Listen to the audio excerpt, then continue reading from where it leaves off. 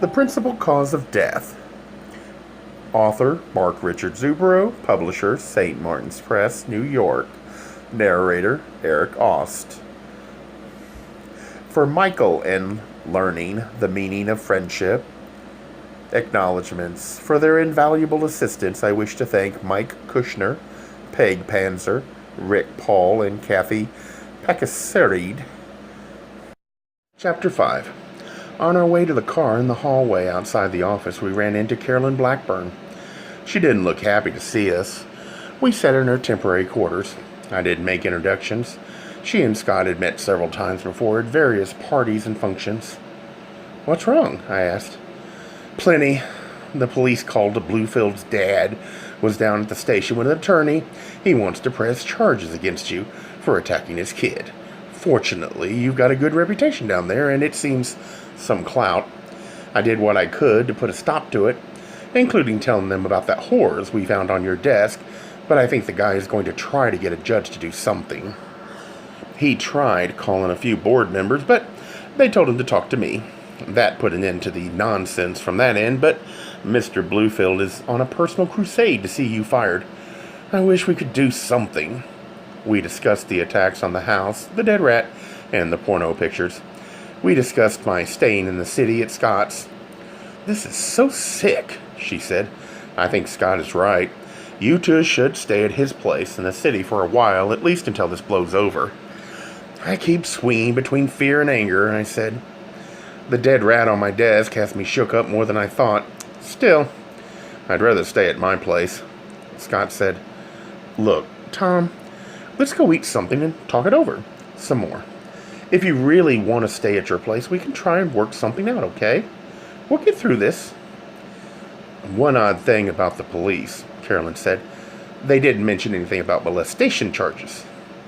Dan only told Dalrymple, but not his dad. Curious." I said. "We examined the implications of that for a while, but came up with little. Before we left, Carolyn filled us in on the latest in the investigation. She said, the police wouldn't tell me all of what they know, but they did say they have the fingerprint report back. Your prints, Tom, along with many others, were in the office." "I was there," I said. Carolyn added, "They didn't find any fingerprints on the knife. The killer wiped it clean." "Not a lot of help there," I said. "They told me a bit more. It's not good. They asked me about your disagreements with Jones. It's not a secret you and he fought, plus you've got a history of being antagonistic towards administrators." I started another protest, but Carolyn held up a hand to stop me. "I know it's part of being a good union rep to stand up to the bosses and not be pushed around. You've done a lot of good. I was a union rep when I was a teacher, so I understand.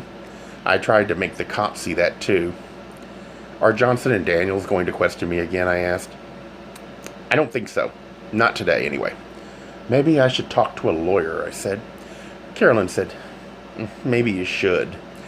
"Is it that bad?" Scott asked. "It's not real good. They don't have anything to pin the murder on you specifically, but I think they're having trouble coming up with other suspects, and that nonsense from Dan Bluefield didn't help." She frowned and said, "I'm worried about Donna Dalrymple. Not the material she repeated from Dan, but that she believed it so readily. I find her reaction odd, to say the least." I filled Scott in on my conversation with Donna. "What's going on between the two of them?" Scott asked. "I'm not sure," Carolyn said, "but I'd like to find out. What have you discovered in your questioning?" "I'm surprised Daniels and Johnson haven't harassed me about that," I said. "I'm supposed to be warning you not to talk to people," Carolyn said, "and you do need to be very discreet. Nosing around could cause trouble." I didn't break my several promises to keep people's stories quiet. I was still miffed about my treatment of the night before, and while I did trust Carolyn, I wasn't ready to take her any further into my confidence at this moment. Scott asked, "We were planning on attending the wake. Do you think we'd have any problem with the family?" Carolyn said, "I don't think so. They haven't released a lot of information to the press. Although someone at the wake could recognize you and tell the family, it's not a tremendous secret that you're under suspicion." "The rumor is certainly around the faculty that I'm a major suspect," I said. Be discreet, Carolyn suggested again. I wanted to give you the information and to tell you to take care. I suppose the police will probably be around to question you again. Try not to worry about it. I thanked her as we walked down the hall to our cars. I said, they must have talked to the family. They usually look pretty closely at the wife in this kind of thing. I heard she had a solid alibi, Carolyn said. She works at a daycare center and was there until 6:30 that night. She's in the clear. I know Jones didn't have any other close family around here. They were from Centerboro in New York. As we said goodbye in the parking lot, Carolyn said, be careful of Dan Bluefield. My guess is that you've got more to worry about from the boy and his dad than you do from the murder. We thanked her and she left. I need to get away, I said as Scott drove the Porsche out of the school parking lot. Scott asked, why? Why not call in sick tomorrow and forget all this? I need to get away right now for a little while, but I'm not calling in sick. I'm not giving up until I clear myself in this murder investigation, and we've got to resolve this Bluefield thing. Maybe there isn't a resolution, Scott said. Maybe it will just take time. We decided to eat at Cookies in Minoki, a quiet little town a mile or so off the interstate, about a half-hour's drive from Joliet. At Cookies, the food is good and the atmosphere is relaxed. We didn't say much to each other as we drove. We listened to a folk music tape I'd compiled from several of my favorite albums. 2 hours later, I felt somewhat revived and ready to attend the wake. The funeral home was on Front Street in Mokina, across from the fire station. They'd taken an old Victorian mansion, renovated it, and added rooms. And back, as I reached for the door handle of the Porsche, I noticed a person lurking in the shadows on the west side of the fire station. I tapped Scott on the shoulder. I think that's Bluefield, I said. He looked where I pointed. The shadow moved further into the darkness. Scott said, are you sure? No, maybe we should check it out. He agreed. We crossed the street and hunted through the shadows, but whoever it was had taken off. Inside the funeral home, 25 or 30 people milled around the viewing room. A few, near the casket, seemed to be the family. I spotted various faculty members and several students. One of these detached herself from a small group and came over to us. I recognized Sheila Torelli. She'd been in my senior honors English class, the brightest kid I'd had in my classes in the past 5 years. She had a full scholarship to DePaul University, where she planned to major in theater. She wanted to be a playwright, actress, director, and producer. I had no doubt she would be someday. She came over and smiled happily. We had become good friends over the year. I'd had her in class. I introduced Scott. She gave him the same radiant smile and said, the baseball player, nice to meet you, and then dropped the topic of Scott's profession. A few other people in the crowd had noted his presence, but so far, perhaps because of the funeral home atmosphere, had yet to venture close. We moved onto a corner in the hallway, out of the way of many in the crowd, but where we could still see who entered. We talked about her college classes and several of the kids from class last year, most of whom I still remembered. Suddenly she gave a little gasp and placed herself so that we were between her and the doorway. What? I asked. She whispered, it's Mr. Younger. I didn't want to see him. He's poison. I thought you liked him, I said. You had all the major female roles in the plays your junior and senior years. I'm taking one theater course now, and I've got a small part in the first production of the season, and in both places I've learned what an amateur he really is. He doesn't know anything about directing. Last year, especially, I thought his method of directing by tirade was totally childish. Now I know it is. I'm not saying that because I've graduated, I know everything. It's just, he was such an awful person. He put you through hell. It should be hard work, but you should get some fun out of it. Plus, he hates me. Why? I asked. She moved even closer, still keeping us between herself and Younger. You can't tell anyone this, she said, but I caught him last year. He cheats on the account books for the plays. He's been skimming money from the production budgets. He orders props that never show up and keeps the money. Same with makeup, scenery, paint, everything. How'd you find out? I asked. I'm good at math and computers. Quick, you know? I nodded. Last year, she told me she'd been only several points from a perfect score on the math portion of her SAT. She continued, he gave me some orders to fill out and put into the computer. I didn't understand the program at first. and I called up the incorrect data. It was the past year's orders, and I thought maybe I could just tie last year's in with them. I noticed the prices and was struck by the discrepancy between last year and the years before. At first, I thought it was just some mistakes somebody made putting in the numbers into the computer. I checked the catalog we ordered from. I thought I'd be doing him a favor by making the corrections. He got real mad when I told him about it, told me to keep my snotty nose out of his business. He dared me to turn him in, said no one would believe the word of a kid against a teacher. Besides, he had the computer disk with the proof. She shrugged. She told us about running into friends of hers this past summer who had helped Younger the year before. The friend had told Sheila that she too had thought something funny was going on and had mentioned it to Younger. He'd threatened her the way he'd threatened Sheila. My friend wouldn't go with me to report him or anything, Sheila explained. She said she didn't want to be involved. There was nothing I could do. I sympathized with her and then told her about the problems I'd been having at school and how uncooperative he'd been when I tried talking to him. I'd like to use what you told me as leverage in getting him to talk. She got a wicked smile on her face. The jerk was rotten to me. In fact, I don't care if you tell him. You heard it from me. He can't hurt me. I hope you nail the scummy creep. We thanked her and wished her luck in her classes. She went back to her group. We hunted for Younger. I saw him up at the casket talking to the family. Several people reached out and touched Scott's arm and introduced themselves as we waited for Max in the back of the room. As Max passed us, I leaned over and whispered in his ear, "We have to talk." He glared at me. "I have nothing to say to you. Let's talk about cheating on your ordering." Briefly, his pink cheeks turned grayer than the corpse. I took his elbow and we entered an unused viewing room. I introduced Scott. Younger barely acknowledged the introduction. He said, "What do you mean by that rude remark? I've never done anything untoward in the theater department." "Our source says you did." "Lies." "Why don't we go check the records right now?" I said. "Who told you this bullshit?" Younger demanded. "Was that Sheila Torelli?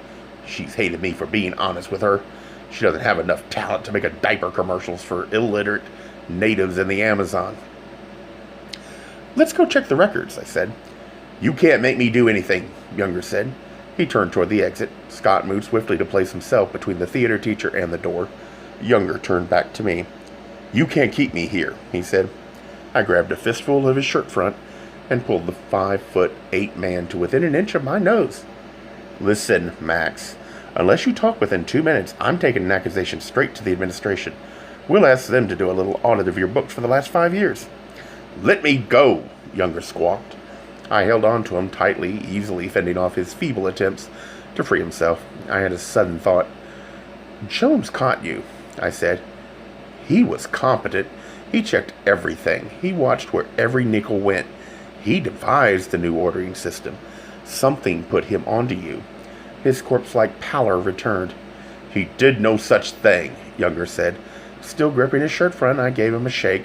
I heard his teeth rattle. Younger struggled briefly again. Saw it was futile. I eased my grip on him. Younger shrugged his shoulders so that his corduroy sport coat with leather patches at the elbow settled correctly onto his frame. He straightened his tie and tried to regain his dignity. I said, "I want to hear the whole story, or we go to Carolyn Blackburn tonight." "Shit," he said. We waited. Finally, he said, "All right, fine. I guess it was too much to hope that it would die with him." The room had 5 rows of chairs facing the front where a casket would be placed. Younger sat in one of the chairs in the last row. We turned 2 others to face him. Younger loosened his tie, cracked his knuckles, and then told us the story. It started 6 years ago when he first began teaching. He'd been put in charge of the theater, and with no experience except several college courses, he'd ordered far more material than was necessary. To his surprise, no one said a word. It turned out that most of the theater department ordering went through a separate budget category, was seldom checked up on, and was often done in cash. Such anomalies in accounting often cropped up in a school district as large and old as River's Edge.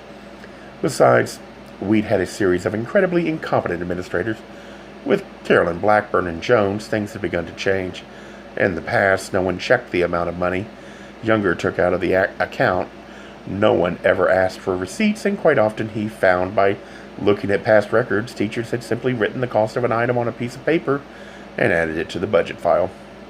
They'd had to computerize the system 2 years ago, but that still hadn't been a problem. All Younger had to do was put inflated prices in the right spots in the computer.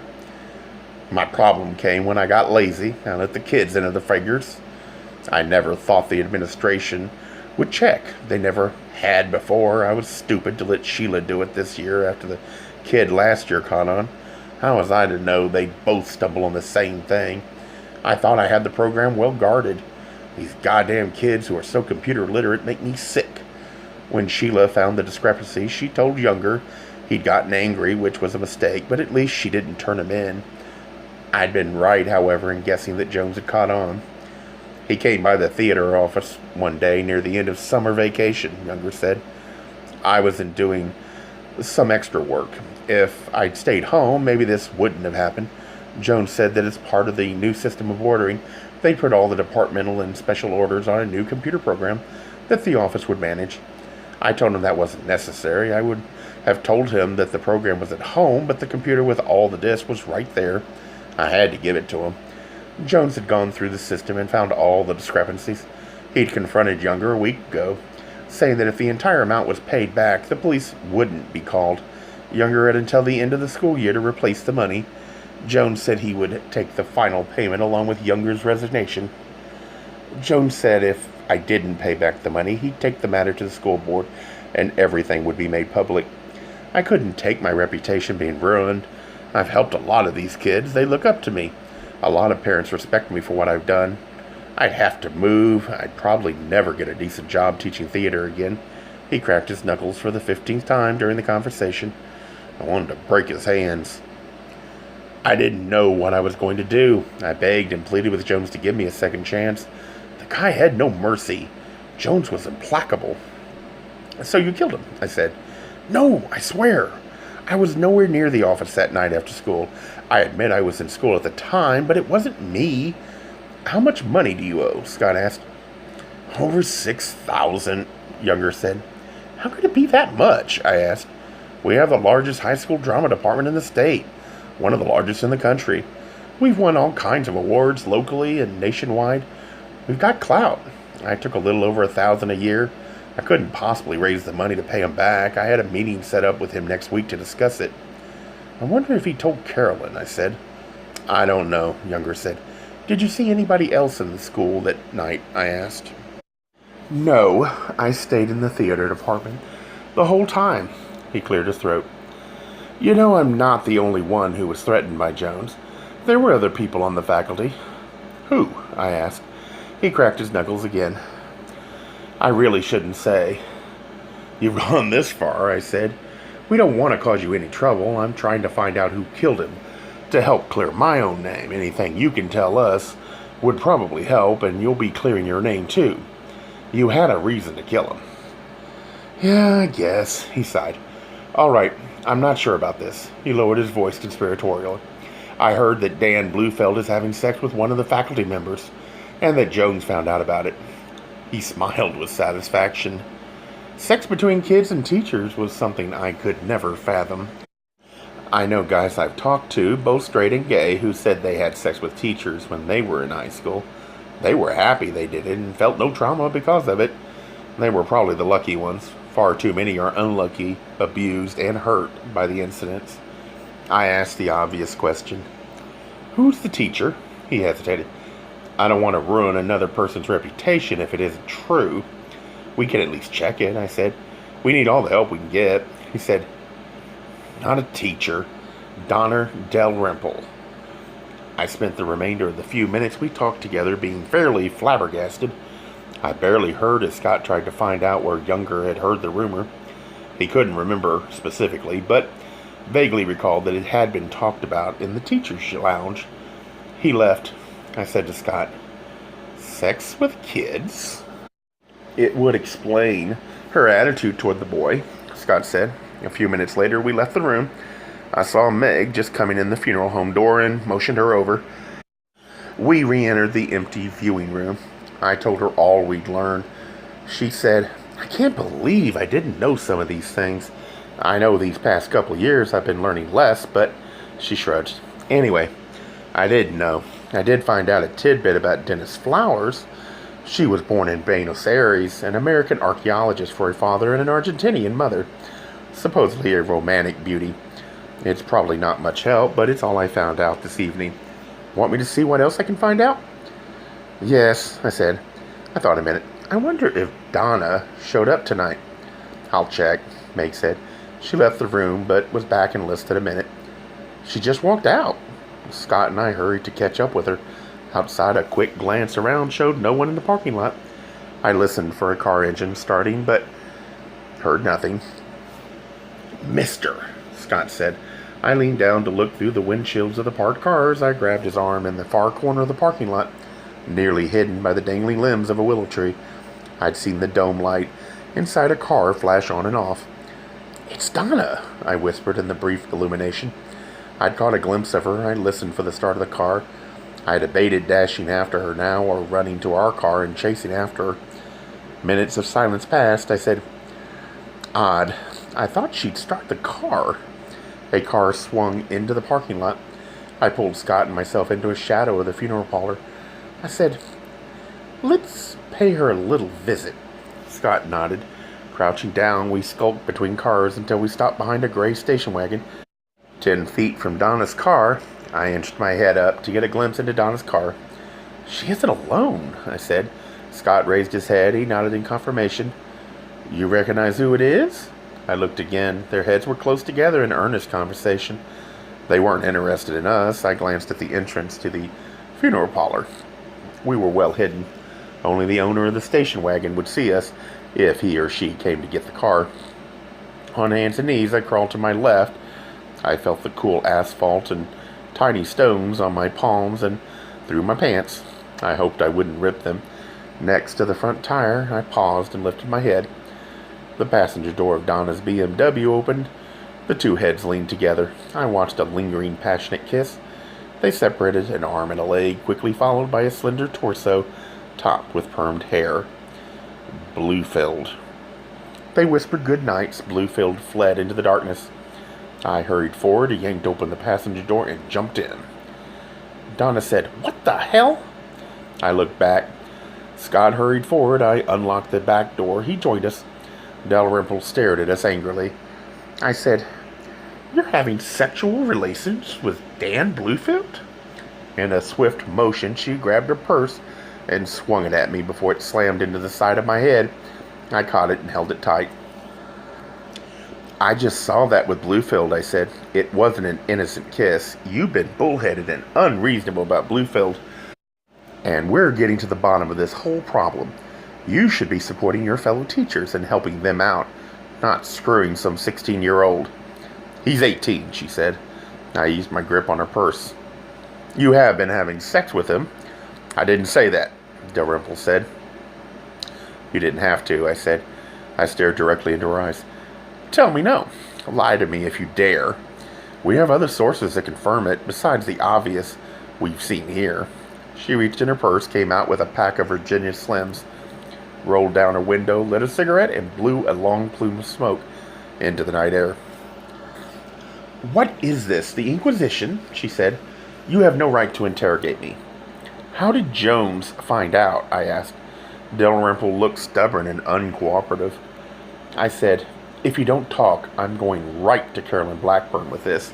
And don't think we won't get the truth. If some kids had sex with an adult, he's bragged to his friends. Some teenager will blab. Dalrymple's shoulders slumped. She exhaled another stream of cigarette smoke. I'm not sure how Jones found out. I think Dan may have told one of his friends who got in trouble. Dan swore he hadn't told anyone, but I think one of his buddies traded the information for leniency from Jones. Whatever way, he found out. He came to me with the information early last week. Why have sex with a kid? Scott asked. Because, she snuffed the cigarette out in the ashtray. Because he was kind and warm, and my husband ignores me. It made Dan feel good, and me too, on the days we had sex. He would always calm down. He'd be better, more cooperative. I enjoyed it. She finished defiantly. How long's this been going on? I asked. Is it important? I'm not going to give you dates, times, and his cock size. I'm going to have to quit anyway. Jones was actually fairly calm about it. I've been expecting Carolyn Blackburn to visit me any time. Maybe Jones was true to his word and didn't tell anybody. He'd be the first administrator I know who was. He threatened to tell? I asked. Oh, yes, to bring me up in front of the school board and everything. I couldn't take the public humiliation. My husband would divorce me. I probably wouldn't go to jail. Society in its infinite hypocrisy doesn't frown quite so hard on women who seduce 18-year-olds. We sat in silence. She had smoked half of another cigarette before I said, I don't want to bring harm to you. I just want to find out who killed Jones. You've got a motive. Do you know of anybody else? She gave me a disgusted look, ground out the burning ash, and said, This is only a rumor. Jones was after Denise Flowers' teaching job. She thought he was going to try and fire her. I'm not sure how much was her own paranoia and how much was real. I know this is only her second year teaching and she wasn't tenured yet. One of the innovations Jones had started was to take the evaluation of all non-tenured teachers out of the hands of the heads of departments. This had caused a major uproar, but he'd gotten his way. By evaluating the new teachers himself, he thought to build a corps of good, young teachers. Minutes later, we watched her drive away. I feel sorry for her, Scott said. She's got a motive for murder, I said, then sighed. She didn't give us much to go on. But it's worth checking out, Scott said, then added, You know, in some ways, this Jones guy doesn't seem to be so awful. He had some pretty powerful stuff on some of these people. He could have simply blown the whistle and ruined some careers.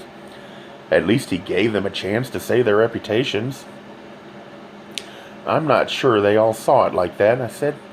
Well, some of these cases are pretty complex. I'm not sure what I'd do if I had somebody's career or reputation in my hands. He had to make some tough decisions. All these teachers had reason to fear him. They'd all done something that, if it got out, would ruin their reputations. I said, a lot of them were in trouble because Jones was a vigilant, competent administrator. His own competence killed him. Yeah, Scott said, but it was also his method of being kind. He gave all these people a chance to save their skins. Somebody tried to off him before he could tell. It was his promise of discretion, his kindness, that killed him. I agreed. We decided to stick around the wake for a while, trying to see if Denise Flowers showed up. We re-entered the funeral parlor, and for the next hour, we stayed in the background observing by checking the sign-in book. I found she hadn't been there, but my cursory look showed over half the faculty had been in so far that afternoon and evening to pay their respects. While we waited, we filled Meg in on the latest. She waited with us for a while, but left after half an hour, saying she had to go home. We thought about leaving too. It was nearly 10, and the crowd had thinned out considerably. I saw Carolyn Blackburn walk in the door. She spotted us and came right over. She nodded at Scott and said to me, I've got to talk to you. We returned to the empty parlor. Carolyn said, We just got done with the school board meeting. We couldn't call it off on such short notice. We were just going to do a memorial to Jones and adjourn, but Mr. Bluefield showed up. I got an uneasy feeling. This doesn't sound good, I said. Carolyn said, He demanded to make a public statement. They can't refuse him because they've got the public comment part of the meeting. He mentioned your name in the first sentence. Tom, I immediately stepped in and said that any comments about teachers had to be made in closed session. The board president immediately called for an executive session. Before we let Bluefield in, I told the board they better be careful. We had to protect your rights, Tom, and the board had to cover its ass. You let Bluefield in to talk to the board? I was furious. You let that bigoted, ignorant fool address the school board. All he had to do was show up and he gets an audience. This lunatic shows up and he gets to say anything he wants? Scott said, Carolyn is trying to help, Tom. She's on your side, she said to Scott. Tom has a right to be angry. If I'd known Bluefield was coming, I could have taken more vigorous action, but he surprised us all. I shook my head. I can't believe this, I said. How dare the board give in to this maniac? This isn't the first time he's caused trouble. You all should have known he was an idiot. By letting him talk to the board, you've encouraged him. He didn't get his way, Tom. You will not be fired, not as long as I have any say in the matter, and you know you have legal protections. Is this about Tom's being gay? Scott asked. No, although Bluefield tried to bring that up. I was fairly proud of the school board president. This was Jessica Allen, recently elected. She stopped him each time he tried to mention you. She made him talk about his kid still. Bluefield managed to get in a few licks. I found that I was sitting in the chair Younger had sat in while we questioned him. Carolyn walked over and sat next to me. Don't be angry. We stopped him. Kept him busy enough so he couldn't get out to make any statements to the press. First thing tomorrow, I'm going to call the reporters for the Two Rivers Edge papers. They owe me a couple of favors. I'll do everything I can to keep anything Bluefield ever might say out of the papers. I think I'll be successful. I mumbled thanks. She left. Scott came over and sat next to me. He put his hand on my shoulder and squeezed it. He said softly, "Let's go home." In the car, I said, "I need to stop at my place for a couple of things first. We've got enough stuff at my place." This was true. We're close enough in sizes so we can wear each other's clothes, but I insisted that I needed a few essentials. As we crossed 191st Street at Wolf Road on the way to my place, several emergency vehicles passed us. Sirens blaring, I had my arm out the window, my head resting all the way back in the seat cushions. As we pulled over to let the fire truck pass, I sniffed the pleasant autumn air. It contained barely a hint of the cold of winter, looking only a month or so away. Up the rise and over Interstate 80, and I saw the flashing lights of the emergency vehicles beyond the white oil storage silos on the right. I sat up straight. "What the hell?" I asked. We drew closer. They were at my place, looking through the trees. I could see fire streaming out the bedroom and kitchen windows. A fireman tried to wave us past, but we pulled into the driveway. He cursed and swore and came up to the driver's side of the car. I leaped from the car, not pausing or caring what Scott said to him. I raced to the house like some idiot in a cheap movie. I heard shouts around me, then felt arms encircling me and drawing me back. I watched my home burn to ashes. Gay Mysteries audiobooks. I think it is easy to hate a label, but a face humanizes the word. So this effort is twofold. To offer comfort to those like myself that your world didn't end because you don't fit into the view of acceptable society on both sides. And in hopes of helping those with family that are LGBTQ, that it doesn't mean we are aliens from the child they once knew. Reassure them so they can maybe be supportive at the same time, being true to their values.